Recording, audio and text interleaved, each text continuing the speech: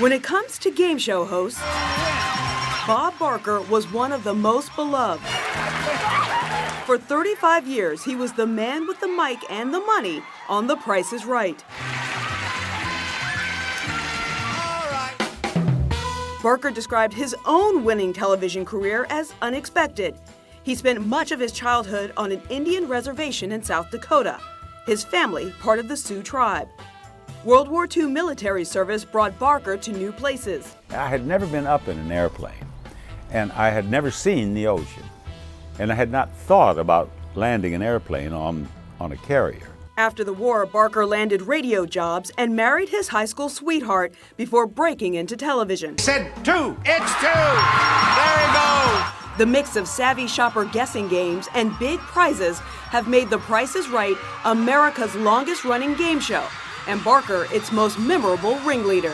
Being on that stage, reaching out and gathering those folks in and making this thing work, getting up, build them up as quickly as possible to a pitch that is just fun. Offstage, Barker faced some battles. In 1981, he lost his wife of 36 years to lung cancer. She was Mrs. Bob Barker, and to me she always has been and always will be. He faced struggles of his own, including a stroke and a sexual harassment case brought by a female employee of The Price is Right. It was eventually dismissed, but tarnished Barker's silver image for a time. Through it all, he remained focused on his work and philanthropic efforts, signing off each show with this tagline: Help control the pet population. Have your pets spayed or neutered. Barker was a tireless advocate for animal well-being, donating millions toward animal rescue and rights groups.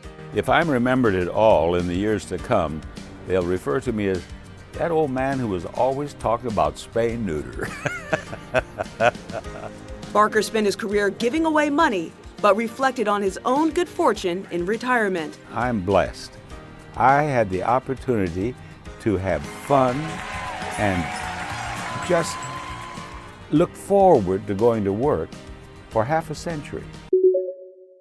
Family members of victims reacting to the racially motivated mass shooting in Jacksonville Saturday that took the lives of 3 black people. Angela Michelle Carr, 52 years old. Anolt Joseph, or AJ, Laguerre Jr., 19 years old. And Gerald Deshawn Gallion, 29 years old. Sunday, authorities revealed new details about the events leading up to the shooting. Investigators say before the gunman opened fire at a Dollar General store, he showed up in the parking lot of a historically black university nearby and was turned away by security for refusing to identify himself. So our campus security officer did confront the perpetrator, and the perpetrator immediately got in his vehicle and started to drive away. Minutes later, the gunman arrived at the Dollar General. Deputies released this edited surveillance video showing the shooter opening fire on the first victim in her car in the parking lot. The edited clip then shows the gunman entering the store, where he shot the second and third victims. Shortly after, investigators say the gunman texted his dad. The suspect texts his father and says, "Use a screwdriver to get into my room." The father enters the room and finds a last will and testament of the suspect along with a suicide note on his laptop. 11 minutes after the shooting started, officers entered the store and heard a gunshot, presumably when the gunman shot and killed himself, according to deputies. Investigators are now combing through his writings. Authorities say the shooter, who lived with his parents in Orange Park, had no criminal arrest history. He legally purchased and owned the 2 guns used in the mass shooting. The Justice Department is now taking part in the investigation, calling it a hate crime and an act of racially motivated violent extremism. La jueza Tania Chutkan decidió durante esta jornada y después de escuchar a los miembros de la defensa, así como de la fiscalía, que el juicio en contra del expresidente de los Estados Unidos, Donald Trump, por interferencia electoral, iniciaría el 4 de marzo del 2024. Esto después de que los miembros de la fiscalía hubieran pedido que iniciara en enero del 2024 y la defensa estaba buscando que este tomara lugar en el 2026, argumento que fue rechazado rechazado fuertemente por la juez.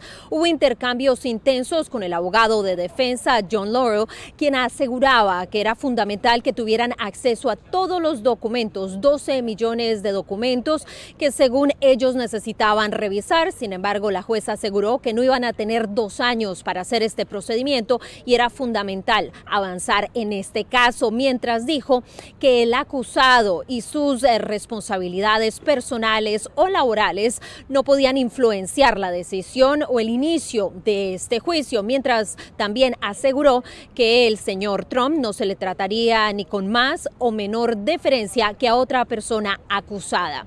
Mientras tanto, la defensa aseguró que presentaría mociones adicionales para tratar de eliminar la jurisdicción en esta corte mientras avanza el procedimiento para iniciar el 4 de marzo el juicio en contra del expresidente de los Estados Unidos, Donald Trump, en esta corte.